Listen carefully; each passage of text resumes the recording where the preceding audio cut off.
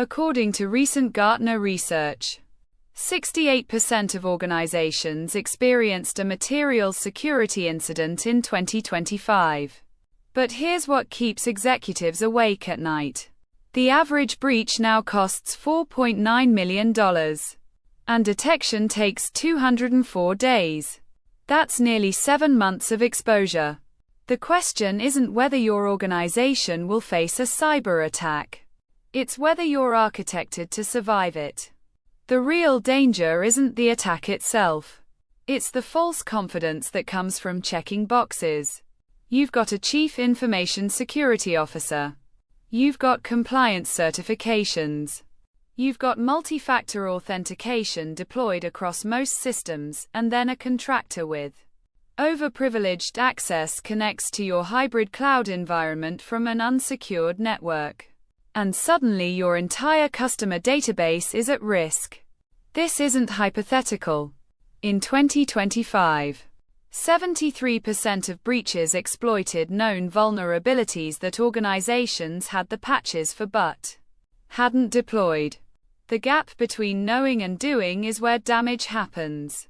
And in cloud-native, hybrid, distributed environments, that gap gets exponentially wider.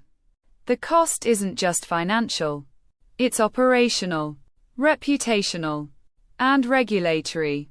When Singapore-based fintech firms were hit with coordinated attacks in early 2026, the downstream impact rippled across their entire partner ecosystem.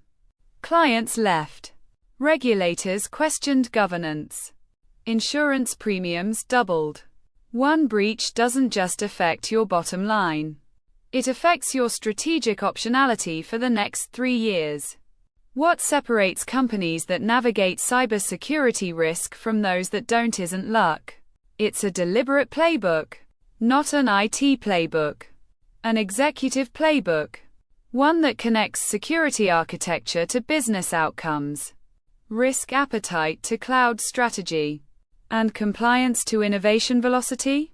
In the next 8 minutes, you're going to see exactly how the best-run organizations in Asia Pacific and globally are rebuilding their security posture for hybrid cloud, managing data exposure across multiple jurisdictions, and actually accelerating their digital transformation instead of treating security as a cost center. This isn't about fear. It's about clarity, control, and competitive advantage. First principle. Cloud security is not about lockdown. It's about segmentation. Here's the evidence. McKinsey's 2026 Global Risk Report shows that organizations using zero trust architecture reduced their mean time to detection from 204 days down to 47 days. That's a 77% improvement. But this only works if you've actually segmented your network and data properly. Take the example of a large Singapore-headquartered bank that moved 60% of its infrastructure to hybrid cloud in 2025. They initially approached cloud security the old way. Firewall at the perimeter. Trust inside. Within months, they realized that model collapses in hybrid.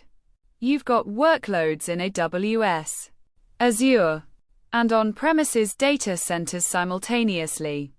You've got contractors, partners, and third-party vendors with legitimate access. A perimeter firewall becomes theater. So they restructured. Zero trust verification at every transaction. Every device. Every user. Every API call gets authenticated and authorized in real time based on context. Not once at the network edge. Every single time. Result.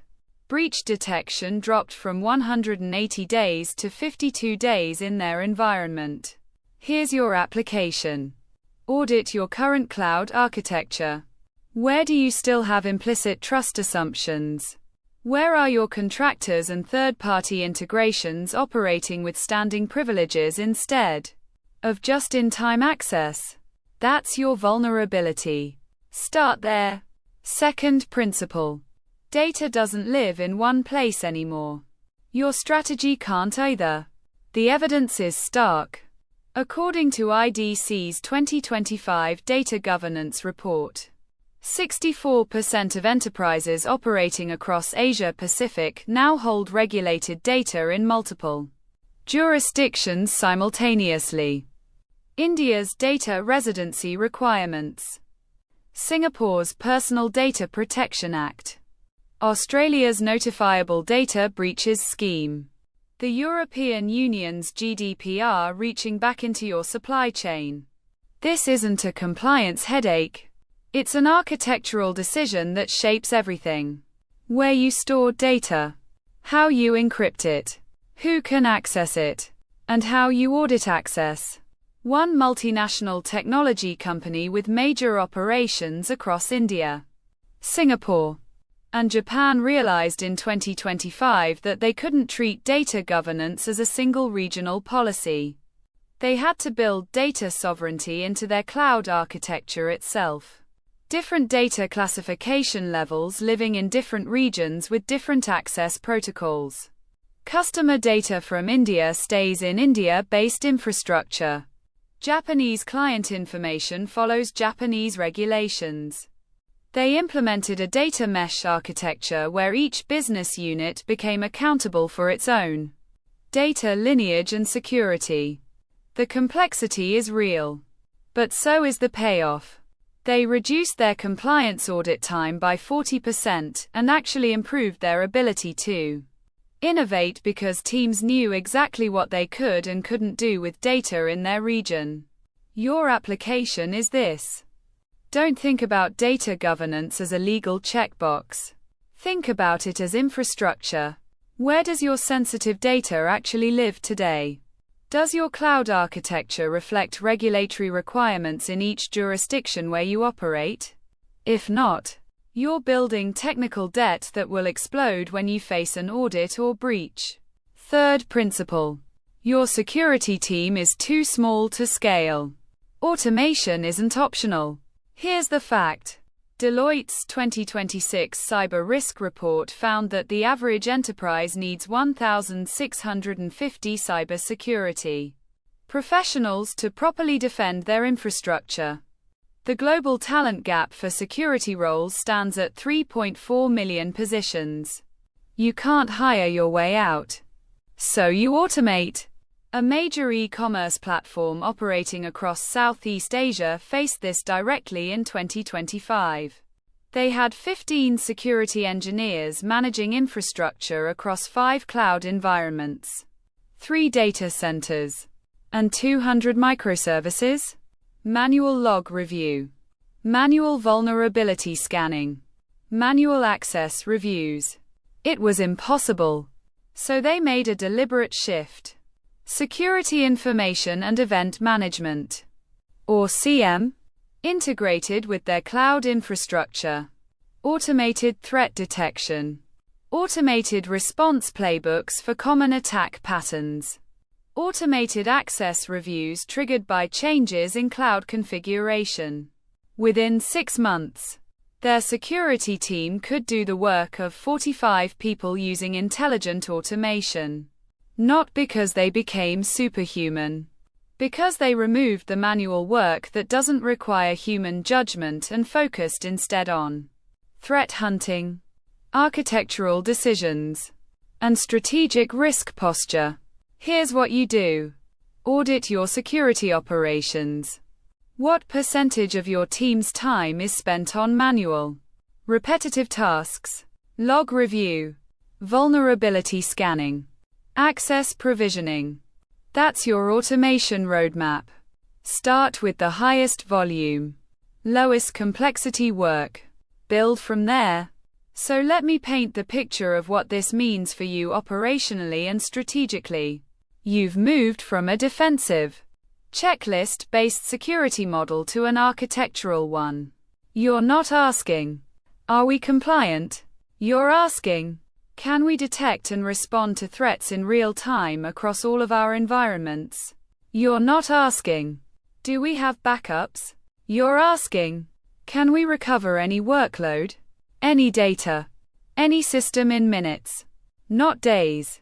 Your cloud strategy and security strategy are no longer separate documents. They're one document. When you evaluate a new cloud service, security isn't a downstream consideration. It's baked into the architecture from day one. Your third-party vendors have just-in-time access, not standing privileges. Your data is encrypted at rest and in transit with regional isolation built in. Your security team is focused on threat intelligence and architecture, not on manual log reviews. And here's what happens in the market. You move faster than competitors who are still tangled in security theater. You attract customers and partners who care about privacy and data sovereignty because your practices prove it.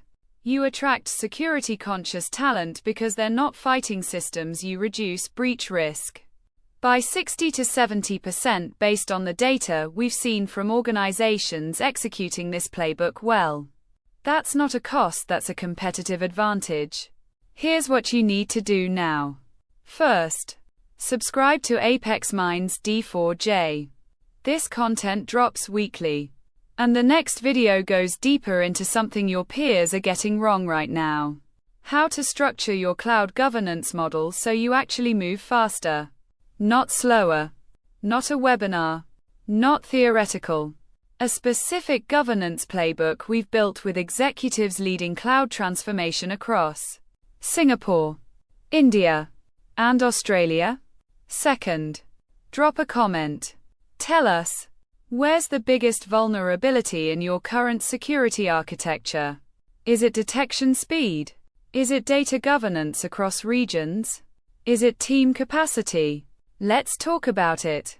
Third, share this with one peer who needs to hear it. Cybersecurity isn't an IT problem anymore. It's an executive problem. And most executives are still operating on playbooks from. Thanks for listening. If you found this valuable, please subscribe to Apex Minds D4J for more powerful insights. See you in the next one.